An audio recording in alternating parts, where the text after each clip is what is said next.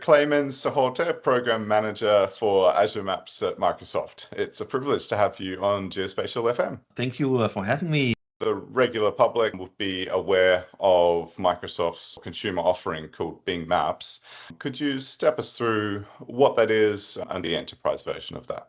Yeah, of course. So when you're talking about mapping and specifically for consumers, you're thinking about a map what you have on your phone or maybe on a website where you can use as a consumer, find companies or doing routing to a specific address. So Bing Maps is actually the consumer version of or mapping offering what we have from Microsoft.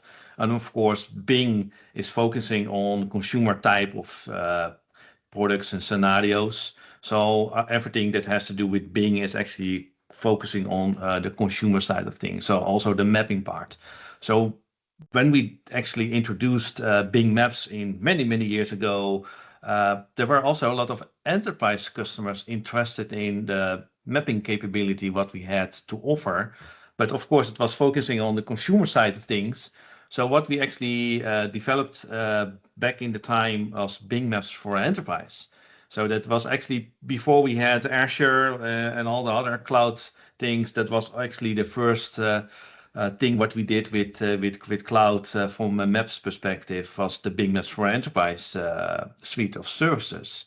But yeah, going to today in 2025, we have Azure, we have the enterprise cloud from Microsoft. So it does not make really sense to have Bing Maps for Enterprise anymore. So we have an alternative or a successor, I will say, that's called Azure Maps.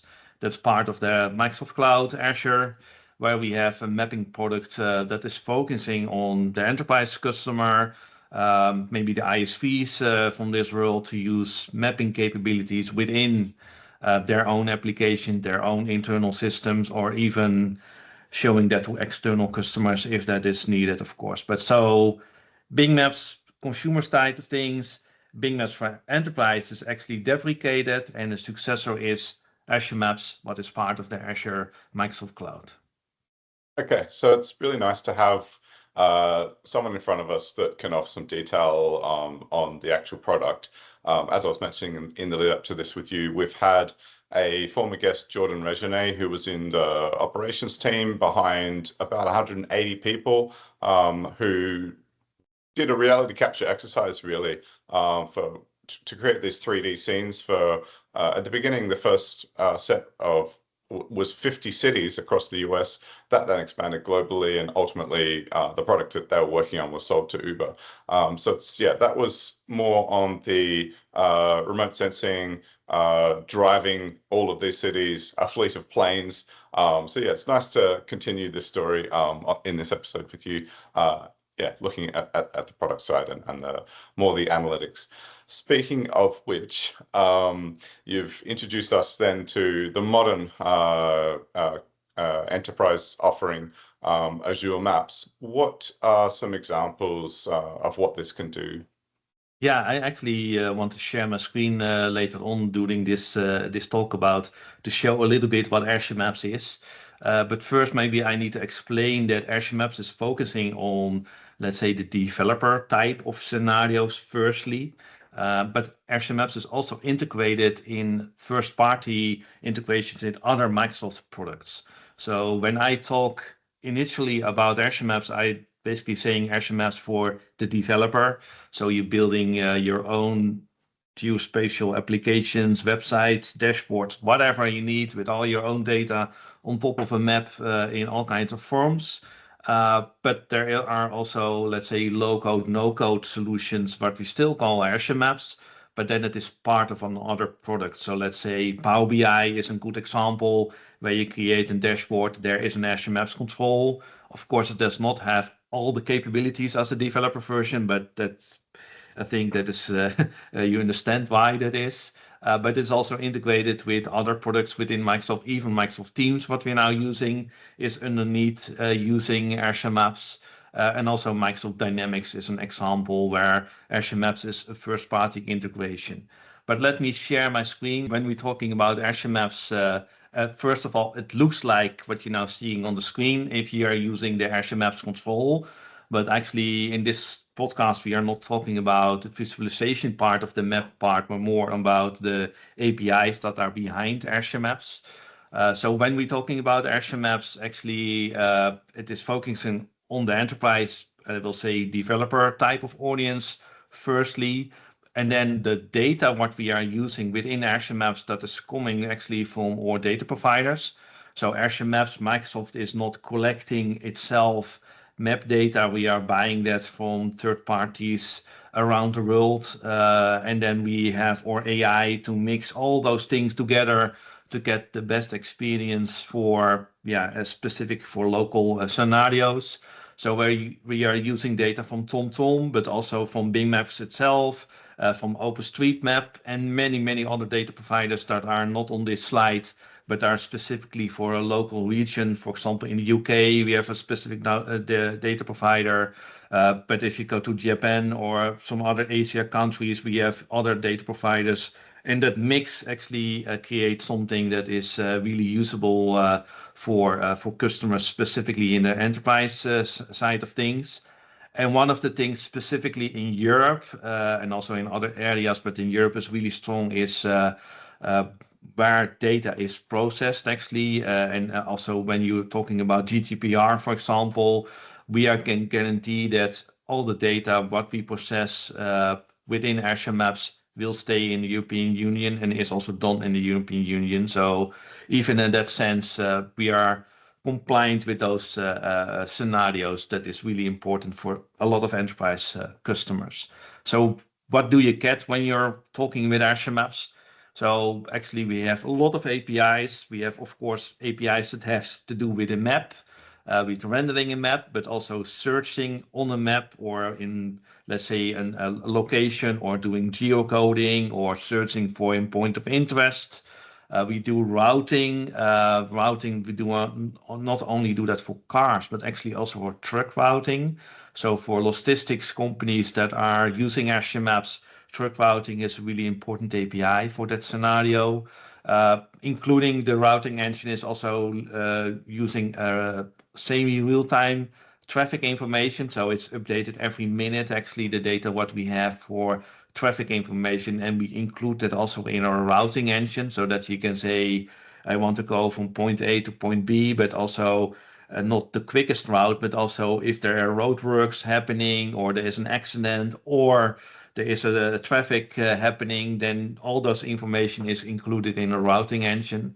But when we're talking about mapping, then it is not only the map itself. We have also weather information, and that's actually coming from AccuWeather. So we are using that for or basically overlaying on the map, but we have also backend APIs that give you the current conditions, predictions for in the future, or we have historical weather data, what can be used for analytics later on. And what I already introduced is that we are integrated in other products, so like Power BI, Microsoft Fabric, is also where Azure Maps is integrated as a low-code, no-code scenario. So Okay. there's a lot of talking about APIs, etc., but maybe it's easier to show some samples. So we have actually a sample website. Actually, it's developed by myself, and you can find it on the samples.azuremaps.com. It's always nice to come across the person behind these websites. Yeah, thanks. Yeah, and the nicest thing is because this is focusing on the developer, you get all the source code from all the samples. So we have almost 300 different samples, what you can actually use as a starter template, or at least explore what kind of capabilities Azure Maps has.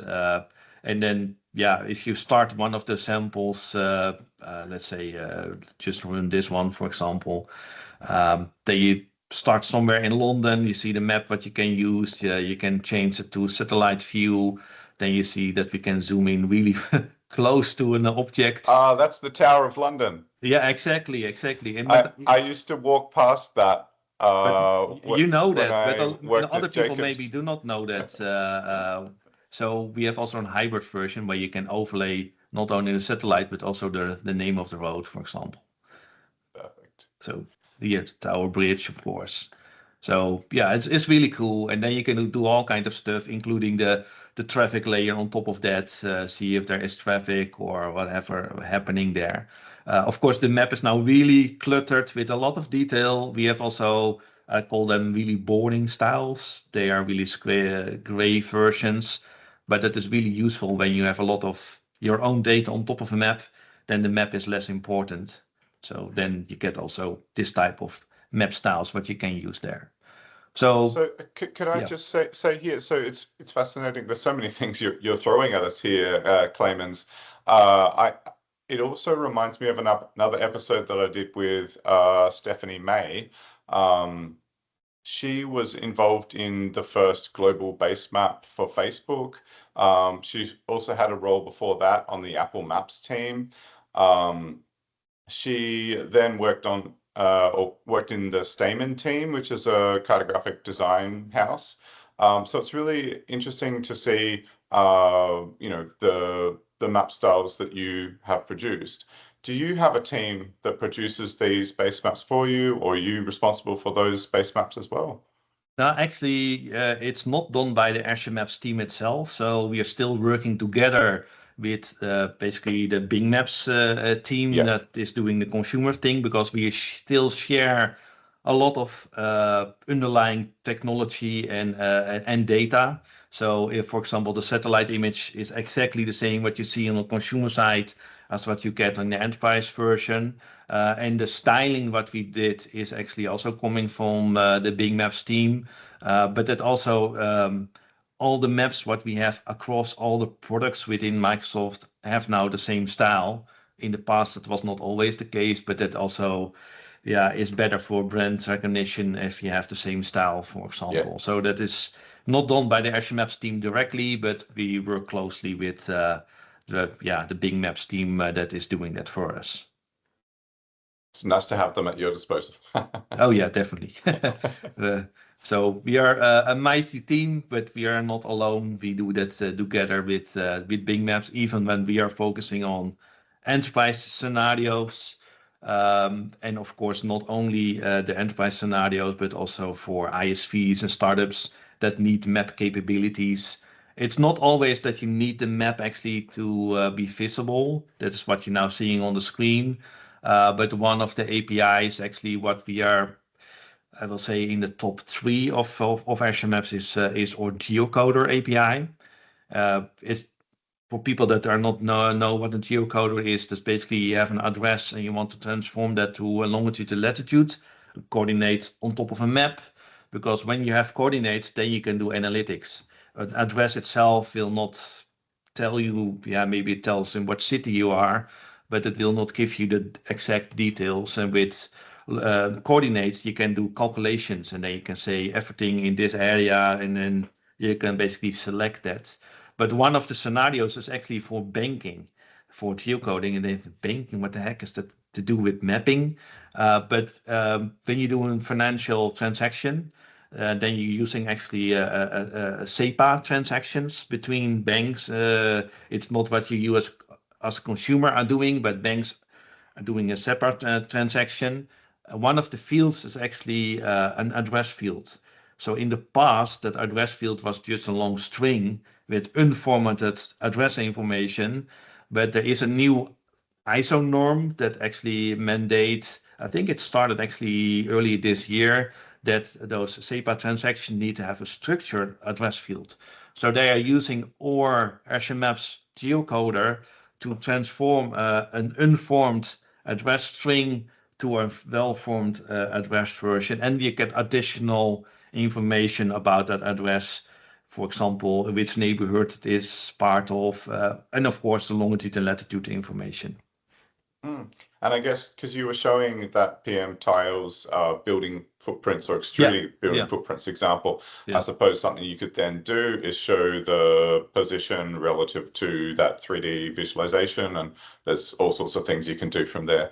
I think there's a few things that can be strung together here. You've mentioned geocoding, there's routing, there's this 3D visualization. Perhaps we could tie this together with a truck routing example. Yeah, yeah, that's exactly a good one.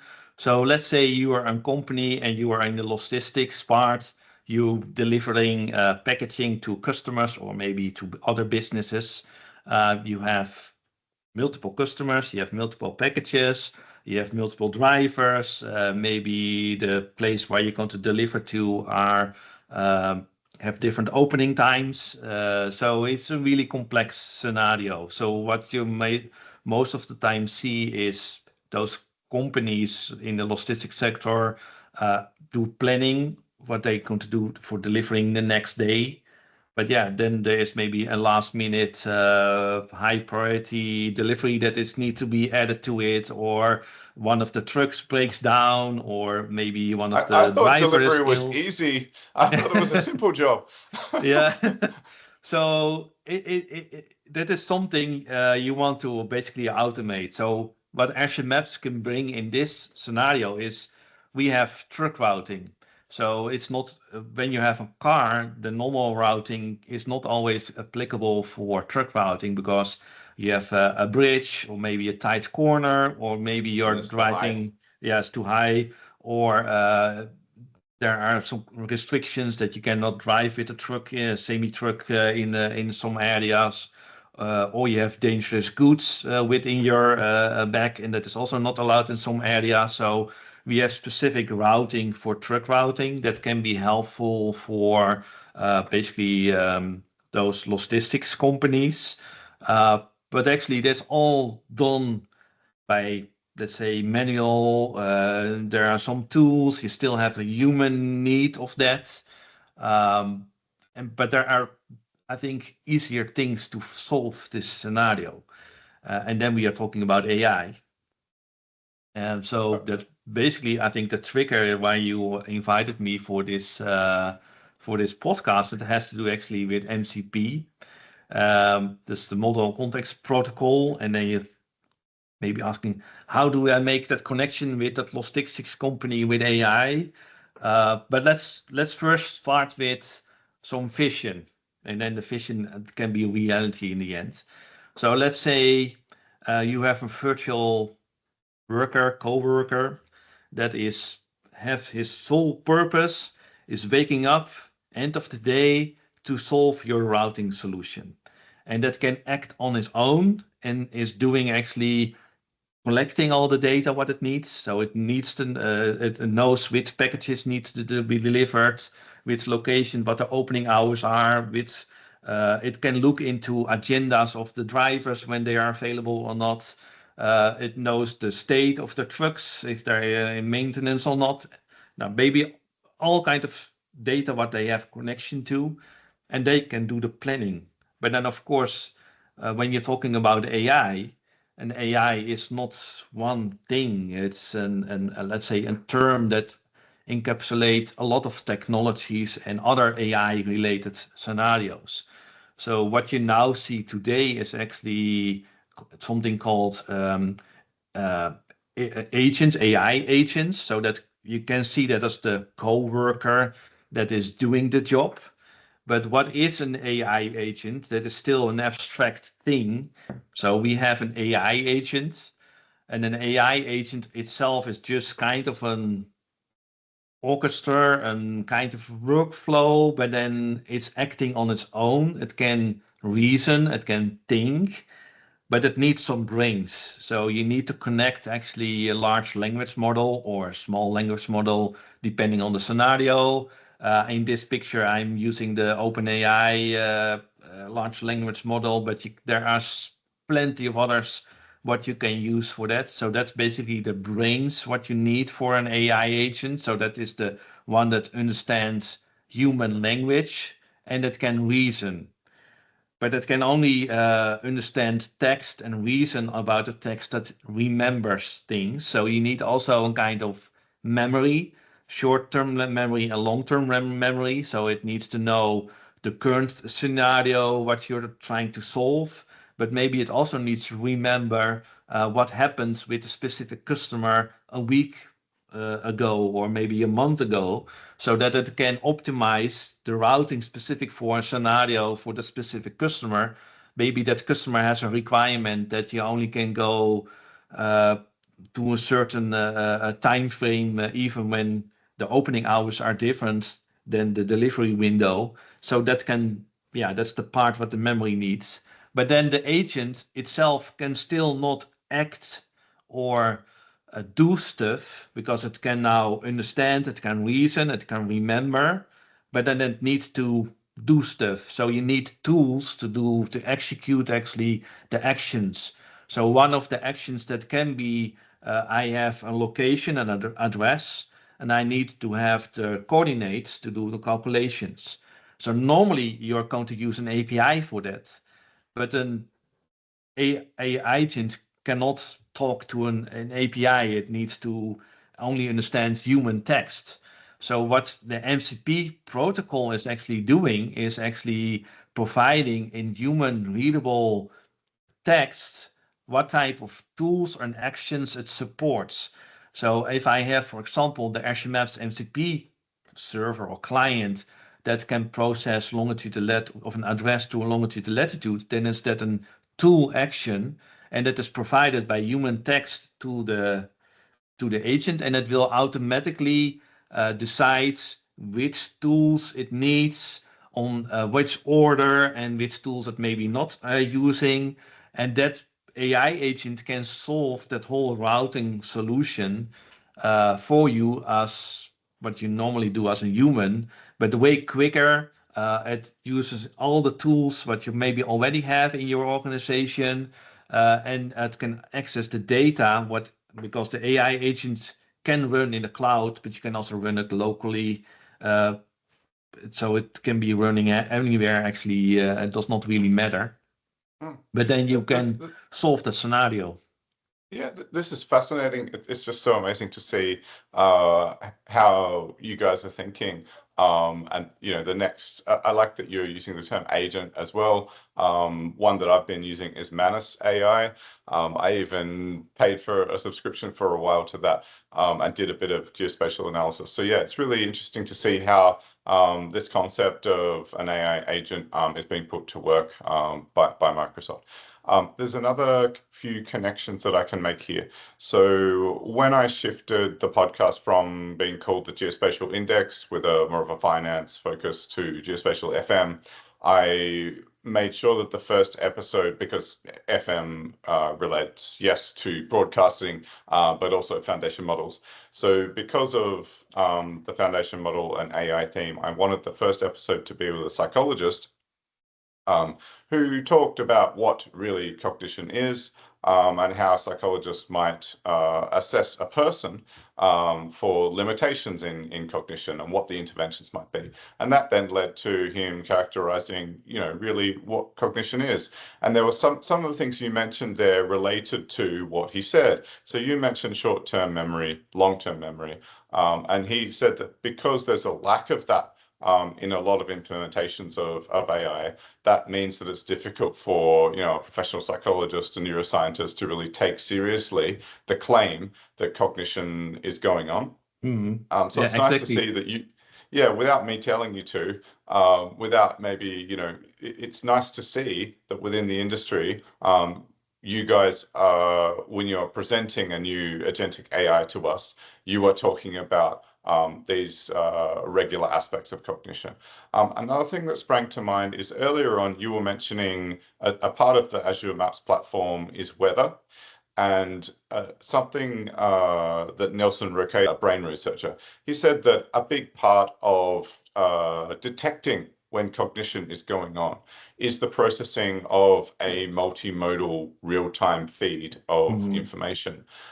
So it seems like perhaps your platform can begin to approach another aspect of the formal definition of cognition, by being able to feed a near real-time weather data stream into an agentic AI.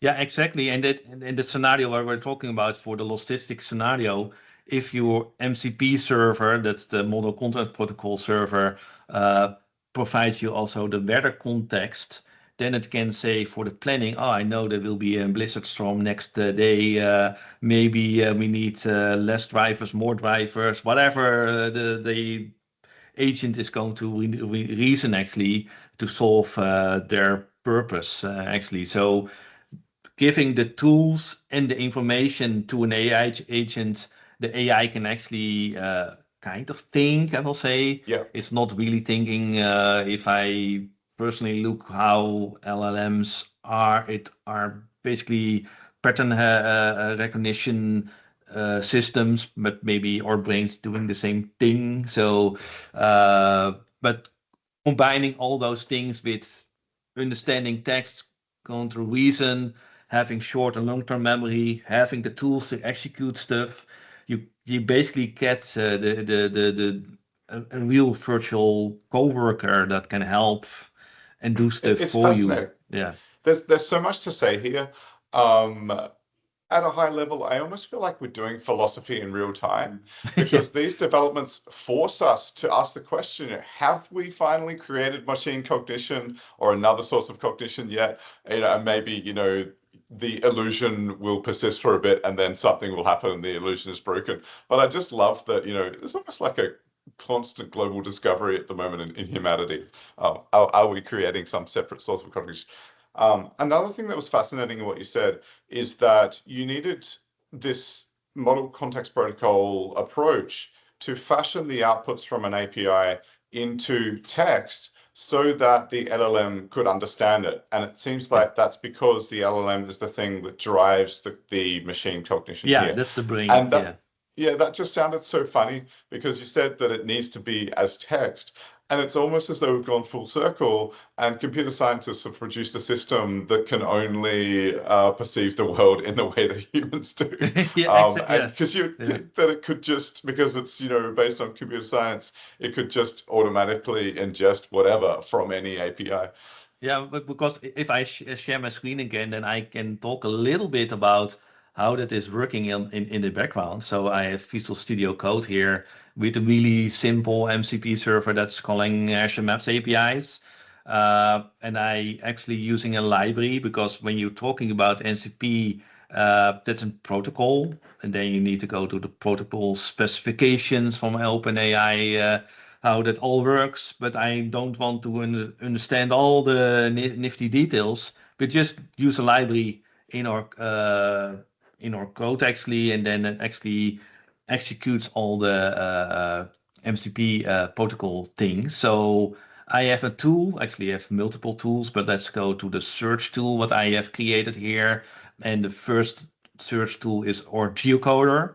So you basically give it a name. So that's basically the tool name. And then you describe, and the description is really important because that is sent to the AI agent or the large language model to understand what the tool can do and what kind of properties or input it needs. So in this case, it needs a location, and then basically I'm describing what that location should be. It should be an address or a landmark name. So that will be the input. And then I just call the Azure Maps API directly, and then the output will be back as string to the large language model or the AI agent in this case. And then it can process things, but we can also go a little bit further. If we go to reverse geocoding, it needs a little bit more information. So you still need the description in human text, but also the longitude and latitude information. And then you specify exactly what you need from the AI agent to execute that. So if you go to the render tool, it's a little bit more complex. It has more properties what it needs. But you can also specify if you have a zoom level for a map that it can be between 1 and 22 and the default is 13, etc. So that kind of information any human actually can understand. That's also why you get now prompt engineering is basically the person that creates all those prompts what the large language model can understand and reason about. And so when you have the MCP server, let's go back to that picture I had. Uh, uh, this one, yeah, is what the large language model in combination with the AI agent is going to do is going to ask which tools do I have, and it will actually ask every tool what kind of capabilities or functionalities do you have. It gets that all back, and then depending on what the question is or the thing what he needs to do, it basically knows which tool is supposed to work for a specific scenario. And sometimes it is wrong, so it executes a wrong tool, and then it gets the result and then thinks, that is not what I expect. So it maybe asks a second tool to solve basically the mistake what they did in the beginning. So it's not that it is doing it only once. It's actually try to reason and understand the response and then try it on a different way. And the same thing actually happens also within Visual Studio Code with Copilot, what we have here. So what I can do actually, I can have a chat window. I can ask a question what actually cannot be answered by the Copilot in GitHub, because I'm asking here about a specific address that is located in Amsterdam, and I want to know what the neighborhood is from that address. So the Copilot probably does not know that needs a tool for the geocoder to give that answer. But first I need to enable that tool, because now the tool is not running. So I go to the configure settings. You see there's built-in tools, and there is another tool that's the MCP server what I have created, and that's the geocoder and the reverse geocoder. Let's first start that. Let's go to this one, MCP JSON. There I configured two tools to be used. So let's start the one I have actually hosted in Azure, in an Azure function. So let's start that, and then it will actually communicate with that, and it will give me back two tools. So now it is basically connected with Visual Studio, and then I can execute this command, and then you can see the steps it's going through. So now it's going to say, okay, I need some information. I understand that this part is the address part. No, okay, let's execute that. So now it's going to do the geocoding, not locally on my machine, actually going to the Azure function that is calling Azure Maps in the backend. And then it gives back the information about that location. So it gives back that it is in a specific neighborhood, the Grachtengordel on its Dutch. Sorry for that. And it Love also that explains a pronunciation. little bit more information that is not coming back from Azure Maps, but it somehow knows that the combination with all the information it gets back that it is from an UNESCO World Heritage location. So it's really, really cool, I will say. This is amazing. And it's just great that you've got Visual Studio Code right up there in front of us, and just displaying things in real time, Clemens. Okay, I hope this serves as a great inspiration for people to begin to have a browse of the various capabilities of Azure Maps, and having in mind what can be done on the cutting edge with basically agentic AI, and this latest development of model context. Can I say model context protocols, or are there several? MCP model, and I will say ancient AI. That is the main thing where we are talking about here. Yeah. Okay. Another thing that sprung to mind is this the way? Because I'm guessing, like, you've got the weather feed, you've got the traffic feed, you've got, heavens knows, there's routing feed. I'm just talking about all the different real-time and near real-time data feeds from the constellation of thousands of satellites orbiting the Earth, down to sensor networks of soil, the depth of water after irrigation events in soil. All of these systems would have an API for delivering some sort of real-time or near real-time information. Is a model context protocol the way that these agentic AIs suddenly gain this multimodal awareness of reality? Yeah, I will say yes. And also, it's not that you only create one AI agent. You can have multiple, and they can talk or work together to to solve the solution what you're looking for as a human. So it is multiple models, multiple AI agents, They connect to multiple MCP servers, internal, external, with private data, with public data, real time. Maybe some things are not real time, but then combining all those things, it's the same thing what you can do as a human worker, but then way quicker because yeah, it's a computer in the end, of course. It's run via a data center. Yeah. Okay, this is amazing. I almost feel like I need to at least ask Nelson Roque, this brain researcher, to watch the episode with you, and yeah, to see if some more of his checklist for cognition are being ticked off. Yeah. Okay, that's really amazing. So, do you have any concluding comments, Clemens? Is there anything on the horizon in terms of an announcement from Microsoft? Can I No, be I will cheeky enough say, to ask us? yeah, I will say you need to watch for FabCon later in Europe. That's the Fabric, Microsoft Fabric, where we're going to announce some capabilities that has to do with geospatial, but that's the only thing I can talk about for now. But the future looks bright for geospatial also at Microsoft. Yeah, I think it's great. And yeah, thanks overall just for highlighting that, yeah, genuine progress is being made here by Microsoft. I think that's important to say because there's a real industry heavyweight in our industry in Esri. There's also a lot of well-known open source offerings, but it's nice that the influence and the power of Microsoft is being brought to bear on the questions that we try to answer in geospatial. So yeah, thanks for being a representative there, Clemens. You're welcome, and was more than happy to join this podcast. And hopefully, people were inspired to use Azure Maps or explore Azure Maps, but also explore what AI agents can do for their organization. Even when you're not using Azure Maps, of course, it is also AI is now everywhere today. So exploring the capabilities there is also creating new opportunities for people and companies.